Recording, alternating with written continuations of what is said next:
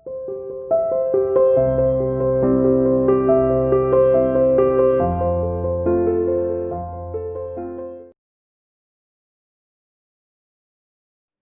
dear student, welcome to CA International School online classes. How are you all? I hope you fine. Okay my dear plus 2 commerce class जो हमारी unit है 7.3 leadership हमने start किया था 7.3 lesson. उसमें topic leadership क्या है वो हम लास्ट वीडियो में डिस्कस कर चुके हैं। तो आज हम पढ़ेंगे लीडरशिप स्टाइल क्या है।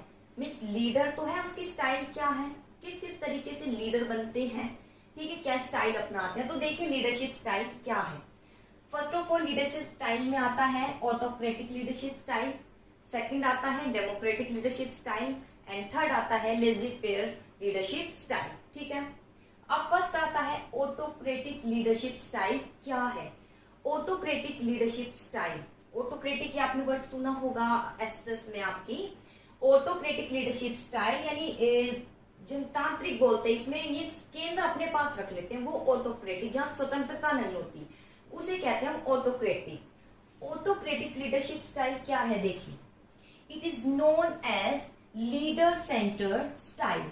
इसे लीडर सेंटर स्टाइल भी कहते हैं। लीडर सेंटर मतलब एक लीडर ही है, वो ही एक सेंटर में है, वो खुद को अपने सेंटर में रखना, खुद को जो एक सेंटर में रख रहा है, उस सेंटर में जो अथॉरिटी वो किसी को भी फॉरवर्ड नहीं कर रहा, वो कहलाई जाती है लीडर सेंटर स्टाइल।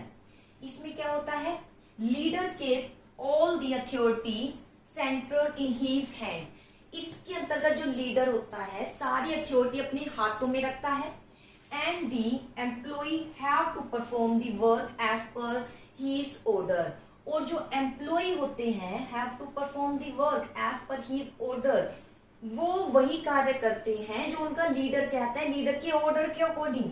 जो लीडर ने ऑर्डर कर दिया, जो ऑर्डर कर दिया कि ये कार्य करना है, तो एम्प्लॉय वही कार्य करता है। एम्प्लॉय ये नहीं कह सकता सर क्या इसको इस तरीके से हम कर सकते हैं, वो ये नहीं कह सकता, उसको अधिकार ही नहीं है। इसे बोलते हैं लीडर सेंटर स्टाइल या ऑटोक्रेटिक लीडरशिप स्टाइल, जिसमें जो मैनेजर होता है सारी अथॉरिटी अपने पास ही रख लेता है, सेंटर यानी अपने पास रख लेता है, अपने पास सेंटर में रखता है और एम्प्लॉय से कार्य कराता है अपने ऑर्डर के अकॉर्डिंग। यानी एक ऑर्डर मिल गया है, एक ऑर्डर की जिसमें आपको एक मशीन, आप एक मशीन है और एक ऑर्डर है और मशीन वैसे ही चल रही है जैसा हम चाह रहे हैं।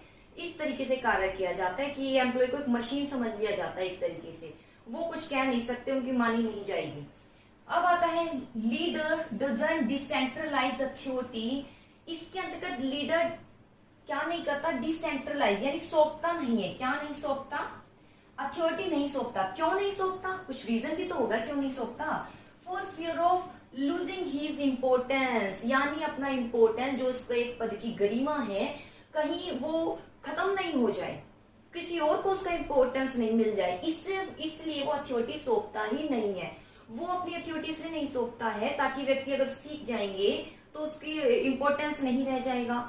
ऐसा कहा जाएगा ये मैनेजर और एम्प्लॉय में कोई अंतर नहीं है, एम्प्लॉय को भी मैनेजर का कार्य आता है, तो कहीं ना कहीं उसको ये भावना हट करेगी और इसी को भावना को लेकर वो अथॉरिटी फॉरवर्ड नहीं करेगा, वो केवल आदेश देगा, उसके अकॉर्डिंग आपको कार्य करना होगा। जब वो ऐसा करेगा तो क्या होगा, success and failure remain the manager. तो सीधी सी बात है, जब मैनेजर का ऑर्डर दे देगा लेकिन कोई अधिकार नहीं देगा तो सक्सेस और फेलियर, जो भी सफलता या असफलता के लिए जिम्मेदार भी कौन होगा, मैनेजर। जहां अथॉरिटी आ जाती है तो वहां बोला जाता है कि अकाउंटेबिलिटी उत्पन्न हो जाती है, एम्प्लॉय अकाउंटेबल होगा। लेकिन जहां अथॉरिटी दी ही नहीं जाएगी तो वहां मैनेजर ही सफलता और असफलता के लिए क्या होगा, जिम्मेदार होगा। तो ये कहलाई जाती है ऑटोक्रेटिक लीडरशिप स्टाइल, जिसे लीडर सेंटर स्टाइल भी बोलते हैं, जिसमें लीडर होता है वो सारी अथॉरिटी अपने हैंड में रख लेता है और एम्प्लॉय को वही कार्य करना होता है जैसा कि ऑर्डर मिला है, वो कुछ नहीं कह सकता इसके बारे में। लीडर डजंट डिसेंट्रलाइज, लीडर जानबूझकर जो है अपनी अथॉरिटी नहीं देता है एम्प्लॉय को कि कहीं उसका इम्पोर्टेंस खत्म नहीं हो जाए। इसलिए सफलता असफलता के लिए भी कौन भी जिम्मेदार होता है, वही मैनेजर। अब आते हैं इसके फीचर क्या है। ये तो थे इसके मीनिंग कि ऑटोक्रेट के लीडरशिप स्टाइल जिसमें मैनेजर है सारे अधिकार अपने पास रख लेता है, कुछ अधिकार नहीं दे रहा है, यानी एक ऑर्डर दे रहा है और एम्प्लॉय एक मशीन की तरह कार्य कर रहे हैं। तो फीचर क्या होगा, सेंट्रलाइज अथॉरिटी, जैसे यहाँ है सेंटर में रख लेता है, सेंटर स्टाइल है तो सेंटर में ही देखिए यहाँ लिखा हुआ था मीनिंग में अथॉरिटी सेंटर, तो यही इसके फीचर आ गए। सेंट्रलाइज अथॉरिटी, अथॉरिटी सेंटर में होती है किसकी, मैनेजर की। मैनेजर कोई अधिकार नहीं देता है अपने एम्प्लॉय को बोलने का, ना ही कुछ सुनता है, जो डिसीजन लेता है वो खुद ही लेता है, इसलिए जो है इसकी फर्स्ट फीचर आता है सेंट्रलाइज अथॉरिटी। इसके बाद आता है single man decision. Single man decision में आप क्या बताएंगे, सिंगल मैन डिसीजन मतलब एक ही मैनेजर है और वो क्या कर रहा है, खुद ही क्या ले रहा है, डिसीजन ले रहा है। जो एम्प्लॉय है उस अगर वो कोई सजेशन भी देता है तो वो उस सजेशन को एक्सेप्ट नहीं करता है, सुनता भी नहीं है, और जो भी डिसीजन लेने हैं खुद ही अपने बेस पर लेता है, इसलिए सिंगल मैन डिसीजन कहा जाता है। ठीक है, तो इसकी फर्स्ट फीचर सबसे पहले सेंटर में अथॉरिटी, इसलिए जो भी डिसीजन लेगा वो खुद ही लेगा, इसलिए हम कह सकते हैं single man decision. Wrong belief regarding employ, देखिए हाल मैंने एक लाइन बताई थी, leader doesn't decentralize authority for fear of losing his importance. वो सोच रहा है अगर मैंने अथॉरिटी दे दी तो मेरा इम्पोर्टेंस ही क्या हो जाएगा, खत्म हो जाएगा, ये एक डर ही तो है, ये एक गलत भावना है जो कि वो अपने एम्प्लॉय के रिगार्डिंग में बना रहा है। यही गलत भावना को लेकर वो कोई भी अथॉरिटी अपने एम्प्लॉय को नहीं देता है, इसलिए कहा जाता है रॉन्ग बिलीफ रिगार्डिंग एम्प्लॉय की। इसकी फीचर में हम कह सकते हैं, ये लाइन इसके नेक्स्ट फीचर को शो कर रही है कि लीडर डिसेंट्रलाइज नहीं करता अपने अधिकारों को अपने एम्प्लॉय को, इसलिए क्यों नहीं करता, क्योंकि रॉन्ग बिलीफ, उसे विश्वास नहीं है अपने एम्प्लॉय पर। ओनली डाउनवर्ड कम्युनिकेशन, जब वो कोई अधिकार ही नहीं देता तो इट मींस हम कहेंगे कम्युनिकेशन कैसा होता है, डाउनवर्ड, अपवर्ड नहीं होता। डाउनवर्ड मतलब ये मैनेजर है, मैनेजर के अंदर कौन कार्य करना है, उसका सबऑर्डिनेट कार्य कर रहा है, तो मैनेजर ही क्या देगा, ऑर्डर देगा, किसको, सबऑर्डिनेट को, यानी बातचीत केवल मैनेजर सबऑर्डिनेट से करेगा, लेकिन सबऑर्डिनेट कोई भी अपना व्यू किसको नहीं कह सकते, मैनेजर को, इसलिए कैसा कम्युनिकेशन है, डाउनवर्ड कम्युनिकेशन। फिर देख लीजिए leadership style, autocratic leadership style वो स्टाइल है जिसे लीडर सेंटर स्टाइल बोलते हैं, जिसमें एक जो लीडर है वो सारी अथॉरिटी अपने हैंड में रख लेता है और जो एम्प्लॉय है उसके ऑर्डर के अकॉर्डिंग कार्य करता है। मेन लाइन है, लीडर ऐसा इसलिए नहीं कर रहा, अथॉरिटी इसलिए नहीं दे रहा क्योंकि उसे लग रहा है उसका इंपॉर्टेंस खत्म हो जाएगा, यही कौन से पॉइंट को बनाती है, रॉन्ग बिलीफ रिगार्डिंग एम्प्लॉय। इसलिए सफलता है, सफलता के लिए कौन ही जिम्मेदार होता है, वही मैनेजर जिम्मेदार होता है। लेकिन ऐसा नहीं है कि ये स्टाइल नहीं अपनाई जाती है, स्टाइल भी अपनाई जाती है जहाँ इसकी जरूरत होती है। ठीक है, तो ये थे इसके फीचर। सेंट्रलाइज अथॉरिटी, सेंटर में ही अथॉरिटी होती है। सिंगल मैन डिसीजन, एक ही व्यक्ति क्या लेता है, डिसीजन लेता है। रॉन्ग बिलीफ रिगार्डिंग एम्प्लॉय, व्यक्ति के प्रति जो है उसका व्यू अच्छा नहीं है इसलिए वो अथॉरिटी नहीं देता। डाउनवर्ड कम्युनिकेशन, कम्युनिकेशन डाउनवर्ड केवल मैनेजर ही कम्युनिकेट कर सकता है, किसको, एम्प्लॉय को। अब इसके बाद आता है एडवांटेज क्या है इसके। ठीक है, जैसे इंपॉर्टेंस पढ़ रहे थे, यहाँ पर एडवांटेज गिवन है, क्या इसके लाभ होंगे, बताइए इसके क्या लाभ हो सकते हैं। एडवांटेज, एक ही व्यक्ति डिसीजन ले रहा है तो सबसे पहले, और उसी के पास सारी अथॉरिटी है, तो सबसे पहला एडवांटेज आएगा क्विक डिसीजन। क्या एडवांटेज आएगा, quick decision. Quick decision means quick and fast. जो एक मैनेजर है वो खुद ही अकेला डिसीजन ले रहा है, कुछ भी नहीं इन्वॉल्व करता, किसी को भी इन्वॉल्व नहीं करता एम्प्लॉय को, तो डिसीजन कैसे लिए जाएंगे, क्विक लिए जाएंगे, उसे किसी से पूछने की जरूरत नहीं होगी। अगला सेटिस्फैक्टरी वर्क, सेटिस्फैक्टरी वर्क, क्योंकि पता है जैसा मैंने कह दिया है सामने वाला व्यक्ति वैसा ही करेगा, वो कुछ नहीं कहेगा, वो एक मशीन की तरह ही कार्य करेगा, वर्क सेटिस्फैक्टरी रहेगा, मुझे ही डिसीजन लेना है, मुझे ही डिसीजन को इम्प्लीमेंट करना है, जो कार्य करना है मुझे ही करना है, तो कहीं ना कहीं मैं भी सेटिस्फाई रहूंगी और जो सामने वाला व्यक्ति है वो वही करेगा जैसा मैं चाहती हूँ, अकॉर्डिंग टू ऑर्डर। तो सेटिस्फैक्टरी क्या रहेगा, वर्क। जहां पर व्यक्ति बोलने लग जाता है नहीं इसको ऐसा नहीं ऐसा करना चाहिए, तो कहीं ना कहीं जो है काम में डिले भी हो जाता है, तो यहाँ काम जल्दी भी हो जाता है, इसलिए क्विक क्या लिए जाते हैं, डिसीजन। अगला है क्या एडवांटेज है, necessary for less educated employ. देखिए क्या है, डिसीजन जल्दी लिए जाते हैं, जल्दी के साथ जो भी कार्य हो रहे बिल्कुल सेटिस्फैक्ट्री, क्योंकि एम्प्लॉय अपना बेस्ट देने की कोशिश करते हैं अगर टिके रहना है तो। और अगला necessary for less educated employ, यहाँ जरूरत हो जाती है, जो ऑटोक्रेटिक है स्टाइल, ये वहां जरूरत हो जाती है जहां पर व्यक्ति कैसा होता है, लेस एजुकेटेड। इसके बाद आता है लेस एजुकेटेड के बाद कि डिसएडवांटेज इसकी क्या है। ठीक है, पहले एक बार फिर बता देती हूँ इसके एडवांटेज क्या है। डिसीजन जल्दी लिए जाते हैं, वर्क सेटिस्फैक्ट्री रहता है, और वहां इसके फायदे होते हैं जहां व्यक्ति लेस एजुकेटेड होता है, क्योंकि जो एम्प्लॉय लेस एजुकेटेड होते हैं वो अपने डिसीजन नहीं दे पाते हैं, वो एक स्ट्रॉन्ग डिसीजन नहीं ले पाते हैं, उनकी सजेशन इतनी जो है बेस्ट नहीं होती कि हम जो है उनको अप्लाई कर सके। अब आते हैं इसके डिसएडवांटेज क्या है। डिसएडवांटेज आप क्या बता सकते हैं, first of all disadvantage lack of motivation. Motivation का क्या हो जाता है, लैक हो जाता है मोटिवेशन। क्यों, क्योंकि व्यक्ति को अगर कोई सजेशन भी दे रहा है तो वो भी नहीं सुनी जाती है, यही सोचकर वो आगे सजेशन भी नहीं देता है, और जो कार्य कर रहा है उसको वैसे ही करता रहता है। इस प्रकार वो मोटिवेट नहीं होता, और कहीं ना कहीं संस्था को छोड़ने की ओर भी अग्रसर हो जाता है, क्योंकि व्यक्ति जो अपने सजेशन देना चाहता है उसे लगता है कि मेरा बेस्ट सजेशन है, ये काम करेगा, लेकिन उसके सजेशन को नहीं माना जाता, सुना भी नहीं जाता, तो कहीं ना कहीं उसमें डिससेटिस्फेक्शन होगा। यही डिससेटिस्फेक्शन क्या करेंगे, उसको कहीं दूसरी संस्था की ओर अग्रसर करेगी। तो मोटिवेशन का क्या हो जाता है, अभाव। अगला एजिटेशन ऑफ एम्प्लॉय।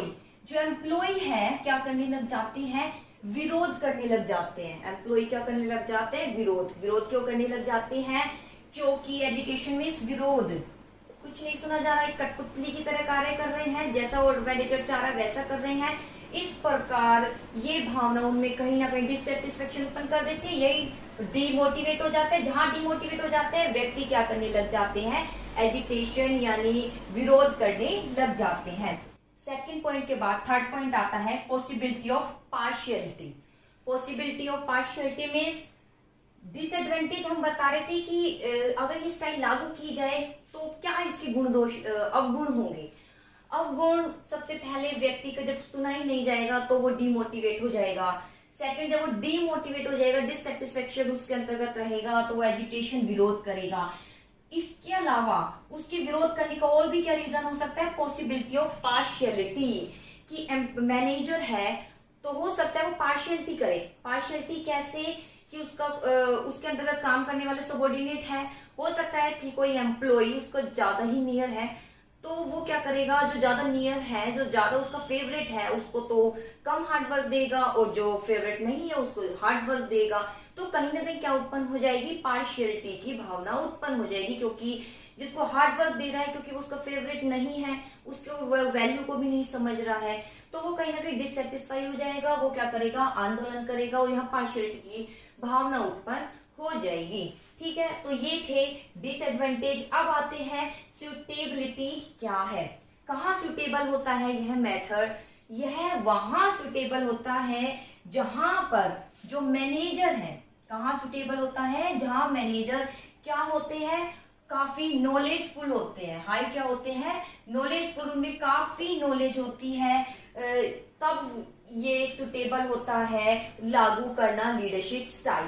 क्योंकि मैनेजर है, अगर उसमें नॉलेज नहीं है, वो नॉलेजेबल नहीं है व्यक्ति, उसमें नॉलेजफुल वो व्यक्ति नहीं है, तो कैसे उसके डिसीजन पावरफुल होंगे, कैसे वो संस्था के ऑब्जेक्टिव को प्राप्त करने में हेल्प करेगा, वो कैसे एम्प्लॉय का भी उसके ऊपर विश्वास उठ जाएगा। देखिए एम्प्लॉय बात तो मान रहे हैं, जैसा मैनेजर कह रहा है वैसा कर तो रहे हैं, वो कब क्यों कर रहे हैं, क्योंकि कहीं ना कहीं उसके डिसीजन स्ट्रॉन्ग भी है, और उन्हें कहीं ना कहीं लगता है कि हाँ डिसीजन तो ये अच्छा लेता है, वो बात अलग है कि हमारा नहीं सुनता है, लेकिन डिसीजन इसके स्ट्रॉन्ग होते हैं तो मानते भी है वो। ठीक है, क्योंकि संस्था को प्रॉफिट होता है, संस्था को प्रॉफिट तो इंडिविजुअल प्रॉफिट होता है, जहां इंडिविजुअल प्रॉफिट होगा अच्छा उनको इनकम मिलेगी, तो कहीं ना कहीं वो टिके रहेंगे। वो बात अलग है उनसे पूछा नहीं जाता, उनकी सुनी नहीं जाती, तो अंदर से वो डिससेटिस्फाइड रहते हैं। तो जहां अवसर मिलता है तो इस संस्था को छोड़ने की ओर वो जो है उनका माइंड हो जाता है।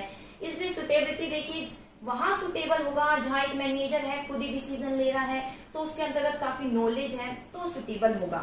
दूसरा कहाँ सुटेबल होगा, जब ये मैनेजर है, ठीक है, लेकिन लिटिल टाइम हो किसका लेने का, डिसीजन।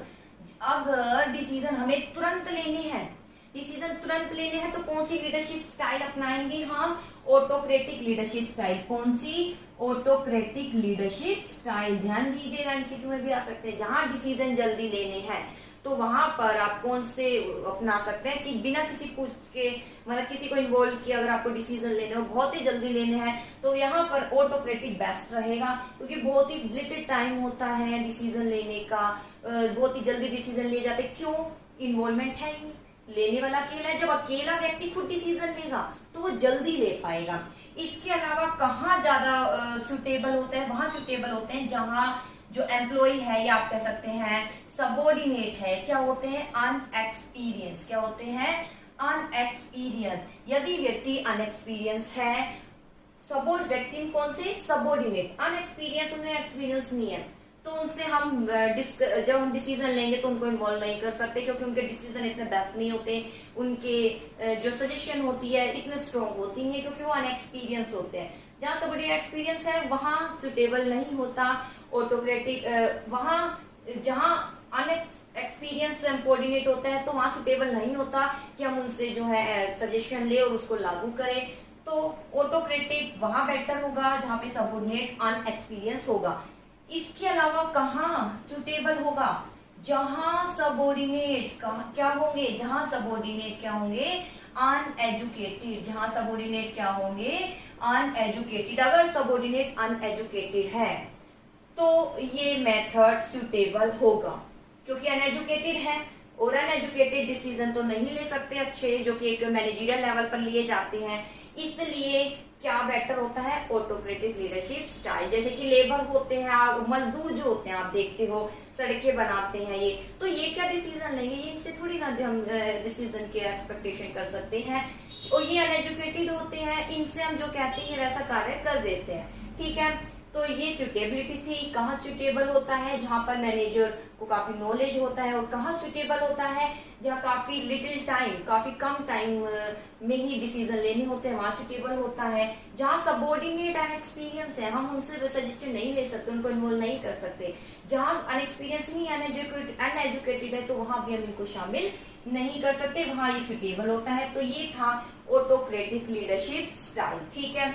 फिर बता देती हूँ ऑटोक्रेटिक लीडरशिप स्टाइल, जिसमें एक लीडर होता है, यानी एक मैनेजर। सारे मैनेजर लीडर होते हैं, लेकिन सारे लीडर मैनेजर नहीं होते, क्योंकि सारे लीडर मैनेजरियल पोस्ट पर नहीं होते हैं, ठीक है। एक मैनेजर का लीडर बनना बहुत जरूरी होता है, ताकि जो पोटेंशियल है वो उसको किस में कन्वर्ट कर सके, रियलिटी में। तो हमने आज पढ़ा कि जो लीडर है वो कौन कौन से स्टाइल अपनाता है, ऑटोक्रेटिक, डेमोक्रेटिक, लेज़ी-फेयर। तो ऑटोक्रेटिक आज मैंने बता दिया है, जिसमें एक मैनेजर है, खुद ही अपना सेंटर में रखता है सारा अधिकार, सबॉर्डिनेट से डिस्कशन नहीं करता है, उनको सिर्फ ऑर्डर देता है, वो उसके अकॉर्डिंग कार्य करते हैं। इसलिए सेंट्रलाइज अथॉरिटी होती है, एक व्यक्ति डिसीजन लेता है। डिसीजन इसलिए खुद अकेला ले रहा है क्योंकि उसे विश्वास नहीं है अपने सबॉर्डिनेट पर, और कम्युनिकेशन कैसा होता है, डाउनवर्ड होता है। इसी तरीके से डिसएडवांटेज कह सकते हो क्या है, जब ऐसा करेगा तो व्यक्ति मोटिवेट नहीं होगा, जब मोटिवेट नहीं होगा तो कहीं ना कहीं डिससेटिस्फेक्शन रहेगा, वो आंदोलन करेगा। आंदोलन करने का एक और रीजन हो सकता है व्यक्ति पार्शियलिटी, जो मैनेजर है वो कहीं ना कहीं क्या उत्पन्न कर रहा है, पार्शियलिटी। सुटेबल कहाँ होगा, जहाँ मैनेजर नॉलेज होगा, बहुत ही कम समय की जरूरत है, सबऑर्डिनेट एक्सपीरियंस है, और क्या है, अनएजुकेटेड। तो इसी के साथ ऑटोक्रेटिक लीडरशिप स्टाइल फिनिश होती है। आई होप आपने इसको अच्छे से समझा होगा, और आगे इसको हाथों हाथ ही लर्न करके अगर कोई दिक्कत आती है मुझे व्हाट्सएप पर जरूर मैसेज करेंगे। जिस भी बच्चे ने लाइव क्लास ली थी मैंने उनको बता दिया था। बाकी इस वक्त जो भी मेरी वीडियो देख रहे हैं तो प्लीज आपसे रिक्वेस्ट है, जहां भी एक तो लाइव क्लास होती है तो प्लीज आइए लाइव क्लास में ऐड होइए। और इसके अलावा जो भी आप वीडियो देखते हैं तो वीडियो देखने के बाद जहां भी कोई भी पॉइंट समझ नहीं आता है तो वहीं आप मुझे व्हाट्सएप पर मैसेज कर सकते हैं। मैं जैसे भी टाइम मिलेगा मैं पूरा सोल्यूशन करूंगी आपकी समस्या का। इकट्ठे मत कीजिए अपनी समस्या को। टॉपिक हो गया, पढ़ा, समझने की कोशिश करी, नहीं आया समझ, मुझे मैसेज कर दिया, फिर नेक्स्ट टॉपिक आ गया, फिर उसमें देखिए। अगर ऐसा बहुत सारे टॉपिक पढ़ते जाओगे और इकट्ठा कर लोगे सारी प्रॉब्लम, तो फिर सोल्यूशन इतना नहीं हो पाएगा। ठीक है, हाथों हाथ अपना सोल्यूशन कीजिए, उसके लिए हम खड़े हैं। ओके बेटा, तो आपकी +2 कॉमर्स है, हार्ड वर्क जरूर कीजिएगा। जैसा परसेंटेज, इतनी अच्छी परसेंटेज अब आपकी जो +2 आपके जो सीनियर थे उन वो लेकर आए, उससे अच्छी परसेंटेज आप लेकर आएंगे। ठीक है, तो शायद ये वादा अपने आप से ही कर लीजिए, क्योंकि आपके लिए बेनिफिट होगा। ओके बेटा।